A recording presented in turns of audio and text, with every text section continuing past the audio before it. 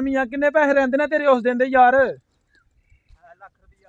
Guys इसका ₹1,00,000 देना है। 1 किलो अमरूद लिए थे तो ये ₹1,00,000 मांगता है हमसे। गाइज हम खुद गरीब लोग हैं, किधर से ₹1,00,000 देगा? आप लाइक तो करते नहीं है टिकटॉक पे। तो ये बंदा बहुत तंग कर रहा है गाइज।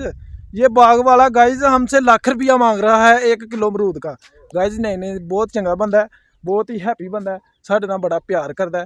तो साडा घर वो सामने साडा घर है। तो यह बंदा डेलरे तो आंदा भाजी। गाइज राखी करता है इधर, बहुत ही शैल, बहुत ही शूटर दौड़ता है गाइज।